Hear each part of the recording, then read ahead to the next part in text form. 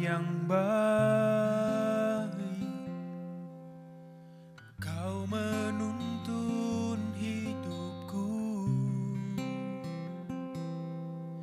dan bawaku ke air tenang, menyegarkan jiwaku. Sekalipun ku berjalan dalam lembah kekelaman, tak akan gentar ku melangkah, sebab Engkau besertaku.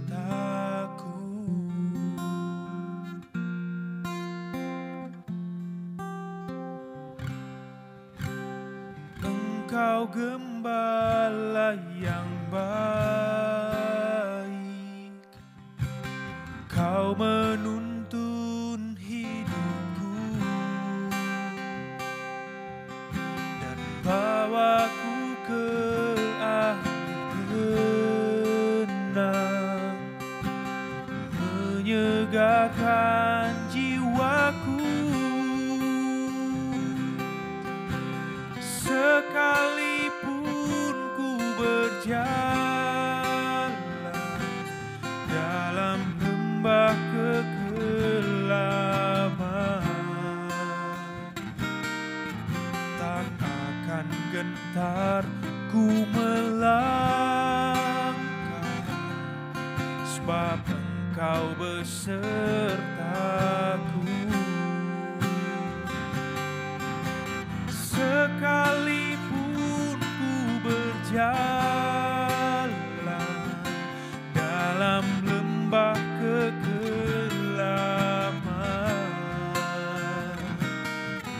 tak akan gentar ku melangkah,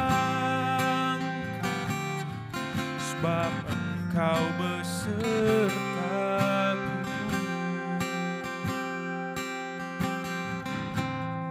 Takkan ku gentar melangkah, menjalani hari-hariku, sebab aku tahu Kau besertaku Tuhan, Kau bersamaku. Oh Yesusku, ku tidak takut melangkah, melewati hari-hari,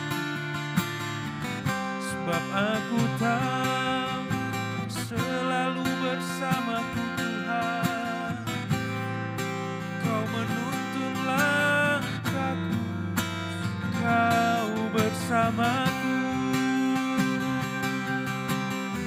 Terima kasihku ku persembahkan kepadamu, karena Kau setia, Kau selalu setia bersamaku Bapa.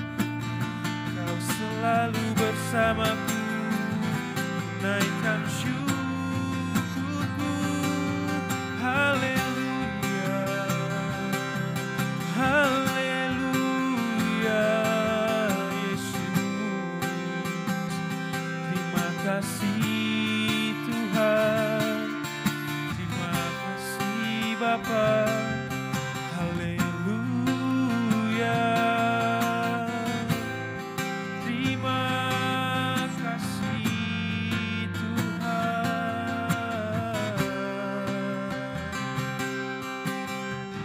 Ku menyembah Kau, naikkan syukurku, ku persembahkan segalanya di hadirat-Mu, di hadapan-Mu. Terima kasih Tuhan, bersyukur Yesus. Sekalipun ku berjalan dalam lembah kekelaman,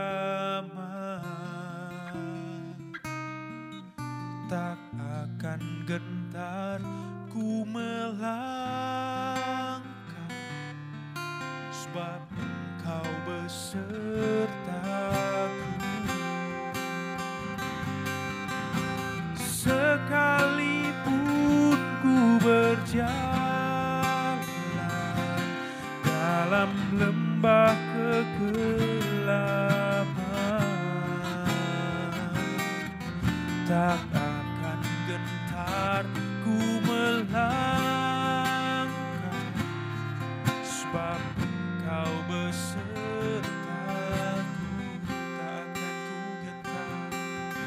Tak akan gentar ku melangkah, sebab Engkau besertaku.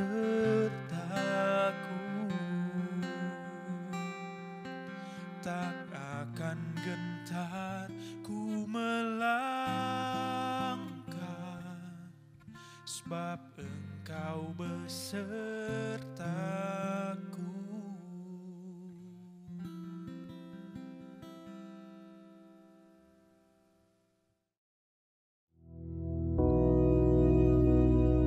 Bapa kami yang di surga, dikuduskanlah namamu, datanglah kerajaan-Mu, jadilah kehendak-Mu di bumi seperti di surga.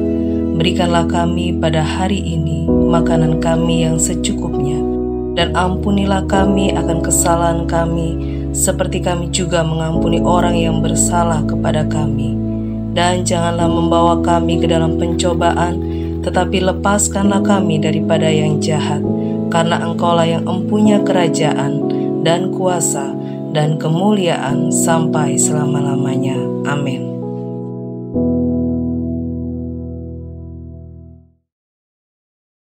Shalom, selamat pagi Bapak Ibu Saudara yang dikasihi Tuhan. Puji Tuhan, bagaimana kabarnya pada pagi hari ini? Saya yakin dan percaya kita semua senantiasa ada di dalam penyertaan dan perlindungan Tuhan.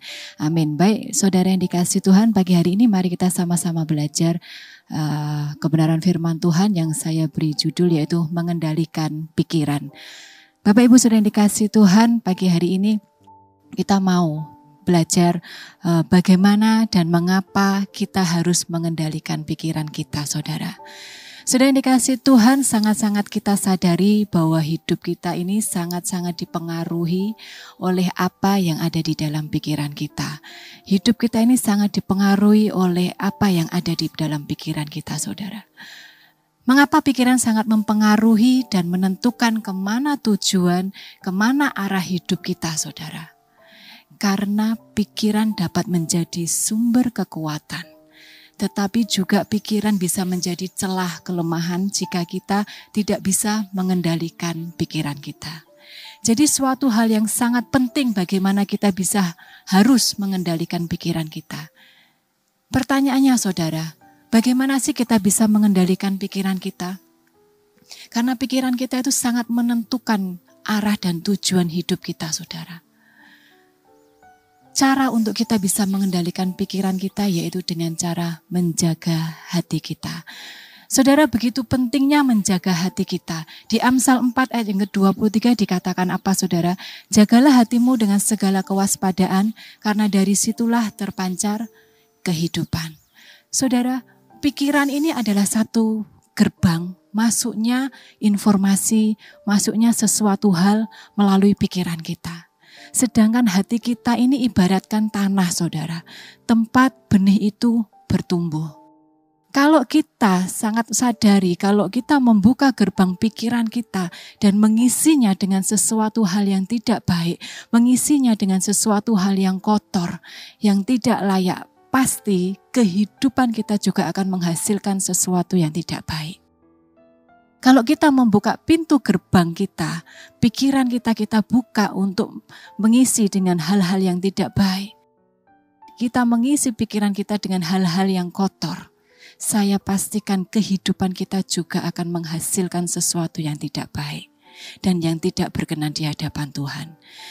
Gampangnya begini, saudara, pikiran yang tidak kita jaga itu akan melahirkan hati yang kotor. Dan hati yang kotor itu akan menghasilkan tindakan-tindakan yang salah. Menghasilkan tindakan-tindakan yang tidak sesuai dengan kebenaran firman Tuhan. Di Matius 15 ayat yang ke-19 dikatakan apa saudara? Karena dari hati timbul segala pikiran jahat, pembunuhan, perzinahan, percabulan, pencurian, sumpah palsu, dan hujat. Jadi kalau kita tidak bisa mengendalikan pikiran kita akan menghasilkan hati yang tidak benar, hati yang tidak berkenan. Dan apa saudara? Dan hasilnya kita akan melakukan tindakan-tindakan yang tidak sesuai dengan kebenaran firman Tuhan. Kita melakukan tindakan-tindakan yang tidak berkenan di hadapannya Tuhan. Saudara yang dikasihi Tuhan, firman Tuhan mengatakan bahwa kunci untuk mengendalikan pikiran terletak pada menjaga hati kita, saudara. Hati yang terjaga itu akan menghasilkan pikiran yang benar.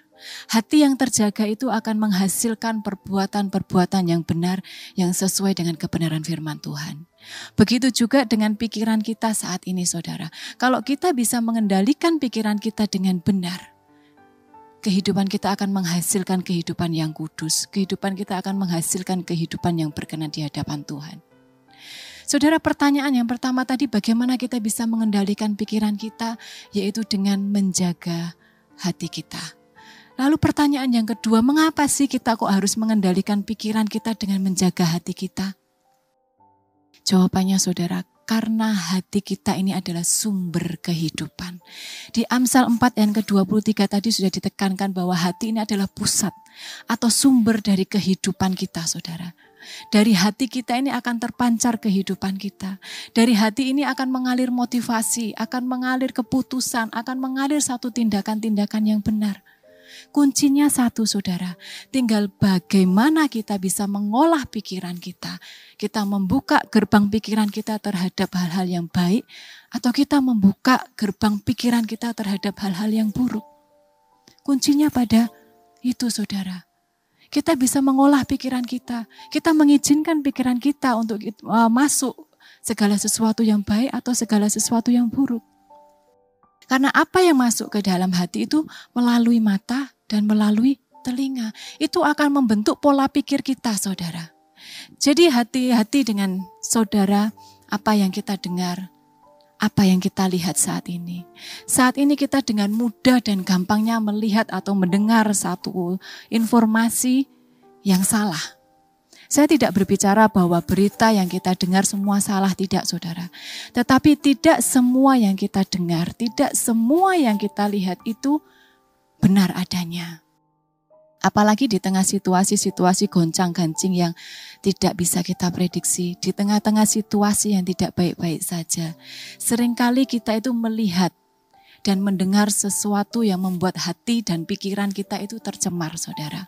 Membuat pikiran kita kacau, membuat hati kita ini hilang damai sejahtera. Hati kita ini adalah sumber kehidupan. Kalau sumbernya saja sudah tercemar, saudara, saya yakin dan percaya seluruh kehidupan kita juga akan tercemar. Jadi begitu pentingnya kita bisa menyaring apa yang perlu kita dengar, apa yang perlu kita lihat, saudara. Supaya apa? Supaya kita bisa menjaga hati kita, supaya hati kita tidak tercemar, supaya pikiran kita juga bisa memikirkan hal-hal yang baik. Karena kita belajar memikirkan hal-hal yang baik itu akan membawa kita kepada damai sejahteranya Tuhan. Filipi 4 ayat ke-8 dikatakan apa, saudara? Jadi akhirnya saudara-saudara, semua yang benar, semua yang mulia, semua yang adil, semua yang suci, semua yang manis, semua yang sedap didengar, semua yang disebut kebajikan dan patut dipuji, pikirkanlah semuanya itu. Jadi kita harus memikirkan semua apa yang baik. Agar apa? Agar hati kita ini bisa terjaga, agar hati kita ini tidak tercemar oleh sesuatu hal yang tidak baik, saudara. Kalau hati kita ini dipenuhi dengan kebenaran, pikiran pun juga akan mengikuti dengan kebenaran. Begitu juga kebalikannya, saudara. Kalau hati kita ini dipenuhi oleh hal-hal yang tidak baik, pikiran kita pun akan otomatis mengikuti hal-hal yang tidak baik, saudara. Contoh sederhana, saudara. Kalau hati kita ini diisi oleh kemarahan, kita isi oleh dendam, kita isi oleh kepahitan, kita isi oleh sesuatu yang tidak baik, otomatis apa yang kita pikirkan itu juga pasti tidak baik. Isinya apa yang di dalam pikiran kita? Bagaimana cara kita untuk berbalas dendam? Bagaimana caranya untuk kita bisa membalas kejahatan orang? Bagaimana kita bisa membalas ejekan orang, mengucapkan sumpah serapah, kita mendoakan yang tidak baik untuk orang tersebut. Yesus berkata di dalam Matius 12 ayat yang ke-34 sampai ke-35. Karena yang diucapkan dari mulut itu keluar dari hati. Orang yang baik mengeluarkan hal-hal yang baik dari perbendaharaannya yang baik. Dan orang-orang yang jahat mengeluarkan hal-hal yang jahat dari perbendaharaannya yang jahat. Artinya apa saudara?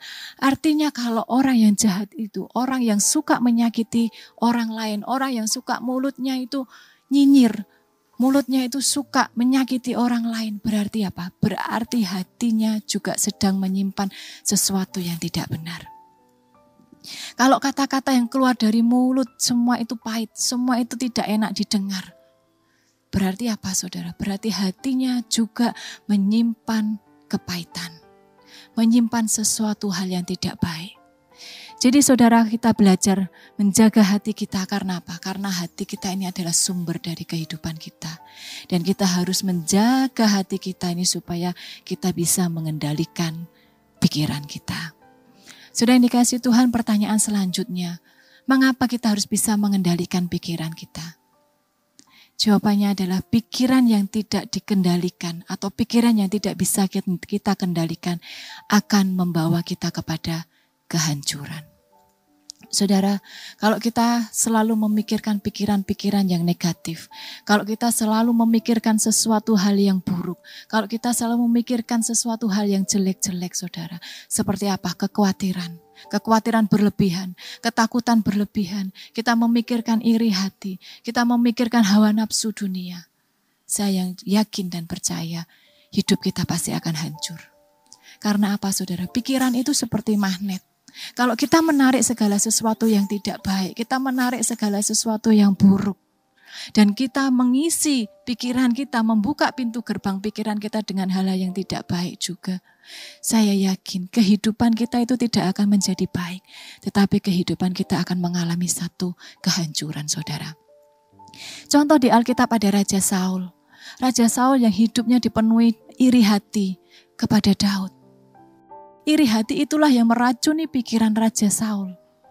Lalu apa? Tindakan yang Raja Saul ambil adalah tindakan yang penuh dengan kebencian. Dan akhirnya apa? Akhirnya menghancurkan kehidupannya sendiri saudara. Roma 8 ayat yang ke-6 dikatakan, karena keinginan daging adalah maut, tetapi keinginan roh adalah hidup dan damai sejahtera. Jadi saudara, kita harus bisa mengendalikan pikiran kita supaya apa? Supaya kehidupan kita ini tidak menuju kepada kehancuran. Melainkan kehidupan kita ini menuju kepada satu keberhasilan, kepada suatu kesuksesan. Dan pertanyaan yang terakhir saudara, bagaimana kita bisa caranya menjaga hati kita supaya pikiran kita ini tetap benar? Yang pertama, isi hati kita dengan kebenaran firman Tuhan. Di Mazmur 119 ayat yang ke-11 dikatakan apa? Dalam hatiku aku menyimpan janjimu supaya aku jangan berdosa terhadap engkau. Ini perkataan Raja Daud saudara. Firman itu mengikat pikiran kita untuk tetap murni. Kita percaya, kita jadikan firman Tuhan itu adalah pedoman. Kita jadikan firman Tuhan itu adalah pegangan dalam hidup kita. Lalu yang kedua saudara, bagaimana cara kita bisa menjaga hati supaya pikiran kita itu tetap benar. Yang kedua, berdoa dan menyerahkan pikiran kita kepada Kristus. Di Filipi 4 ayat 6 sampai ke-7 dikatakan, janganlah hendaknya kamu khawatir tentang apapun juga, tetapi nyatakanlah dalam segala hal keinginanmu kepada Allah dalam doa dan permohonan dengan ucapan syukur. Amin. Damai sejahtera Allah yang melampaui segala akal akan memelihara hati dan pikiranmu dalam Kristus Yesus. Saudara, pentingnya kita bisa berdoa dan menyerahkan segala pikiran-pikiran kita itu kepada Kristus. Karena apa? Karena doa ini akan menjaga hati kita tetap damai. Doa ini akan menjaga hati kita tetap ada sukacita. Dan yang terpenting pikiran kita ini fokus kepada Tuhan. Bukan fokus terhadap masalah, bukan fokus terhadap tantangan yang ada. Tetapi kita mau belajar fokus pikiran kita fokus kepada Tuhan, saudara. Lalu yang ketiga, bagaimana cara kita bisa menjaga hati kita supaya pikiran kita itu tetap benar di hadapan Tuhan. Yang ketiga ini yang penting, saudara. Kita harus perhatikan hidup dalam komunitas yang sehat. Di 1 Korintus 15 ayat ke-33 dikatakan dengan jelas, janganlah kamu sesat, pergaulan yang buruk merusak kebiasaan yang baik. Saudara, pergaulan yang salah akan merusak pikiran kita. Tetapi persekutuan yang benar, komunitas yang benar akan meneguhkan hati kita. Ingat saudara, perhatikan komunitas saat ini saudara. Di mana saat ini saudara sedang berkumpul, di mana saat ini saudara sedang berada. Di dalam komunitas yang seperti apa? Apakah saudara berada di dalam satu komunitas yang tepat, yang membawa kehidupan kerohanian saudara semakin bertumbuh, kehidupan kerohanian saudara semakin dewasa, atau sebaliknya, saudara berada di dalam satu komunitas yang terus mengkerdilkan kerohanian saudara, malah membawa parahnya, malah membawa saudara semakin jauh dari Tuhan, menyeret saudara semakin meninggalkan Tuhan. Jadi hati-hati dengan komunitas yang saat ini saudara berada, saudara. Kalau saudara berada di dalam komunitas yang tepat, kehidupan kerohanian saudara pasti akan baik. Kehidupan kerohanian saudara pasti akan terus bertumbuh dan bertumbuh. Tetapi kalau saudara berada di dalam satu komunitas yang salah, hati-hati saudara. Itu akan menghancurkan dan menyeret saudara kepada hal-hal juga yang tidak baik. Lalu yang terakhir, kita harus bisa melatih diri kita untuk bisa berpikir benar. Dikatakan di Filipi 4 ayat ke-8 tadi sudah sangat jelas apa yang baik, apa yang mulia, apa yang adil, apa yang suci, apa yang sedap didengar. Pikirkanlah itu saudara. Jangan kita memikirkan hal-hal yang tidak baik. Jangan kita memikirkan hal-hal yang buruk. Jangan kita memikirkan hal-hal yang negatif. Karena itu akan membawa kepada kita tindakan-tindakan yang ngawur saudara. Tindakan-tindakan yang di luar dari kebenaran firman Tuhan. Saudara, kita sadari kita tidak bisa sepenuhnya mengendalikan apa yang datang di dalam pikiran kita. Ilustrasinya seperti ini saudara, kita itu tidak bisa mengendalikan burung itu terbang di atas kepala kita. Tetapi kita bisa mengendalikan agar burung itu tidak bisa bersarang di atas kepala kita. Begitu juga dengan kita saudara. Kita tidak bisa sepenuhnya mengendalikan apa yang ada di dalam pikiran kita. Tetapi satu hal, kita bisa mengendalikan apa yang seharusnya ada tinggal di dalam hati kita. Kita bisa mengendalikan apa yang harus tinggal di dalam pikiran kita. Hati yang dijaga dengan firman Tuhan, hati yang dijaga dengan doa dan ketaatan akan kebenaran firman Tuhan akan melahirkan pikiran-pikiran yang terkendali saudara. Amin.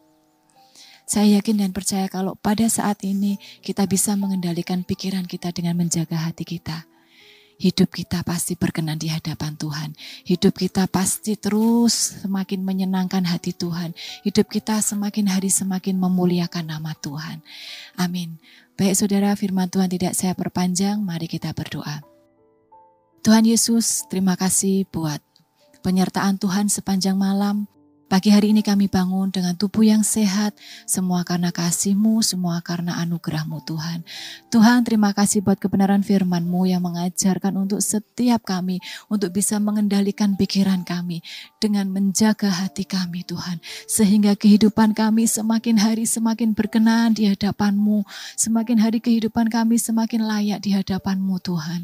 Terima kasih Tuhan, biarlah Roh Kudus yang memampukan setiap kami untuk kami bisa memikirkan segala sesuatu yang baik. Untuk Roh Kudus bisa memberikan kekuatan untuk kami bisa memikirkan segala sesuatu yang baik-baik saja Tuhan. Karena kami percaya saat kami bisa memikirkan hal-hal yang baik, saat kami bisa menjaga hati kami, kehidupan kami senantiasa semakin hari semakin diberkati Tuhan. Terima kasih Bapa di surga, biarlah sepanjang hari ini kami diberkati Tuhan, kami ditutup bungkus dengan kuasa darah Yesus. Apapun yang kami kerjakan Tuhan buat berhasil. Terima kasih Tuhan, hanya di dalam nama Tuhan Yesus kami mengucap syukur dan berdoa. Haleluya. Amin. Selamat pagi, Tuhan Yesus memberkati.